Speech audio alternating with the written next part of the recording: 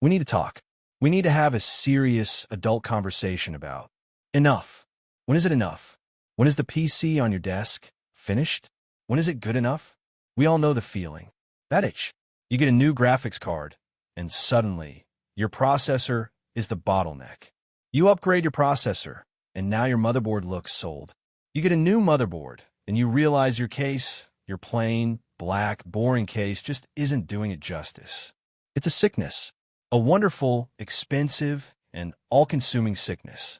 And today, we're not just looking at a symptom of that sickness.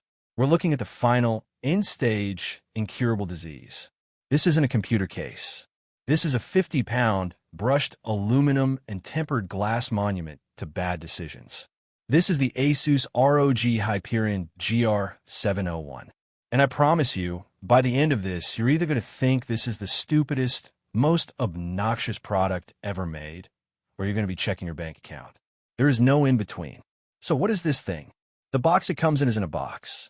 It's a shipping container. You don't lift it. You negotiate with it. You need a plan. You need a clear path from your door to your build area. You might need a friend. When you finally get out, the first thing you realize is this isn't for a computer. This is for an installation. This is a full tower chassis that makes other full towers look like high school projects. The first thing you touch is the metal. That X frame that wraps around the entire chassis. It's not plastic. It's not thin stamped steel. It's die-cast aluminum. It's cold. It's heavy. It's structural. This case isn't styled. It's engineered. It feels less like a gaming product and more like a piece of aerospace equipment. Something that was designed to be jettisoned from a spaceship and survive re-entry. The handles on top, they aren't for show. They're rated to hold 80 kilograms. Over 170 pounds. Why? ASUS knows. They know the kind of person who buys this. They know you're not just putting a motherboard and a 4090 in here. You're putting everything in here. You're planning a custom loop with 2 reservoirs. You're planning to fill every drive bay. You're planning to build a machine so dense, it might develop its own gravitational pull. And ASUS is just daring you to. They're saying, go ahead. Make it as heavy as you can. We can take it. This isn't a case. It's a dare. Let's look at the front. The I/O panel. This is where you realize the philosophy of more. 4 standard USB ports. Fine. 2 USB-C ports. Okay, that's generous. But one of them is a 60-watt fast-charging port. Stop. Think about that. Your case is now a high-speed charging brick for your laptop, for your phone, for your tablet. The Hyperion isn't just a box to hold your PC. It's a hub. It's a central command station for your entire desk. It's asserting its dominance over all your other electronics. It's the first sign that this product's design brief wasn't, what do builders need? It was, what can we possibly add? Then you open it up. The side panels aren't just glass. They are hinged, heavy, beautifully tinted tool-less doors. They swing open with the satisfying hydraulic whoosh of a high-end European car. There's no unscrew the thumb screws and yank it off. This is an experience, and that's when you see it, the space. The inside of the ROG Hyperion is not a chassis. It's a cathedral. You could build a completely separate mini IDX system inside this case, next to your main build, and still have room for airflow. It's vast.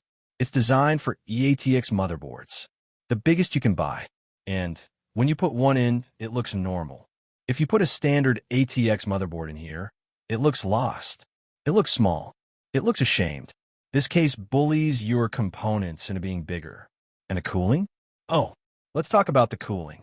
This case wasn't designed for airflow. It was designed for a gale. It can hold 420mm radiators. Let me put that in perspective. A 420mm radiator uses 3 140mm fans.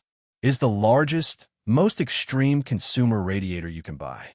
Most cases are proud if they can fit one. The Hyperion says, put one in the front and put another one on the top. You can fit 12 fans in this case. 12. This isn't for cooling a 14,900K and a 4090. This is for cooling a small nuclear reactor. The engineers who designed this were not trying to achieve good temps. They were trying to achieve absolute zero. They were so obsessed with airflow that they designed a special, slide-open panel next to the motherboard, just so you can mount 3 more fans on the side, pointed directly at your components. This is not a feature. This is a compulsion. But here's the most insane part. The part that reveals the true, obsessive-compulsive genius of this thing. Let's talk about the graphics card.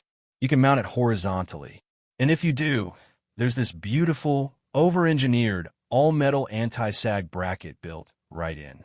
It's like a tiny mechanical jack stand for your GPU. It's gorgeous, but you're not going to do that. If you buy this case, you're mounting your $2,000 graphics card vertically.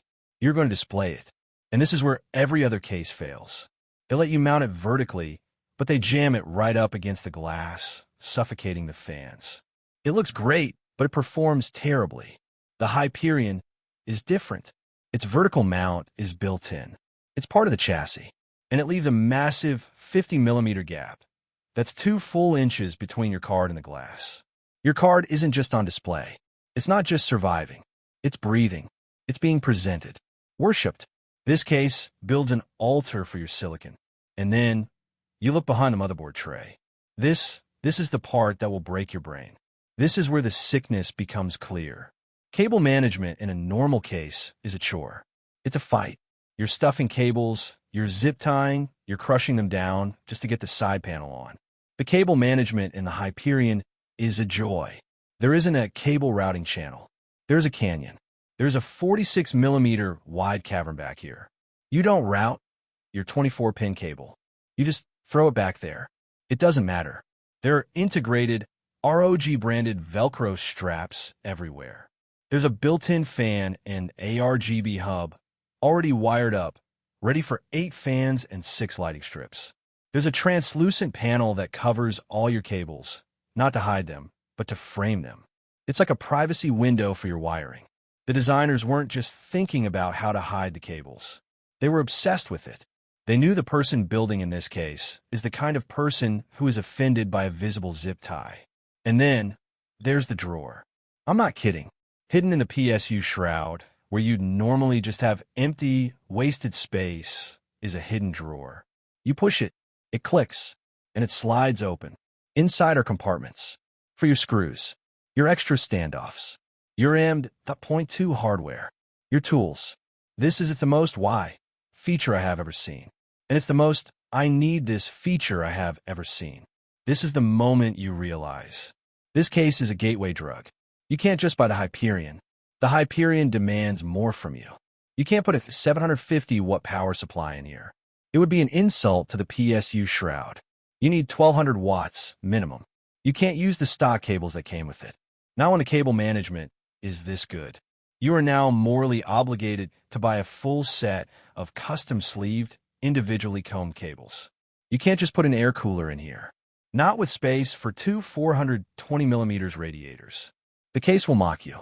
You're now, by default, a custom-loop water cooler. You're on the internet, learning how to bend PETG tubing. You see, you didn't just buy a case. You bought a new, very expensive hobby. The Hyperion is a trap. It meant it's the final boss of the PC building world. This case isn't just a box. It's an achievement. And the only question left is, do you deserve it? Or maybe the real question is, can you afford the sickness that comes with it?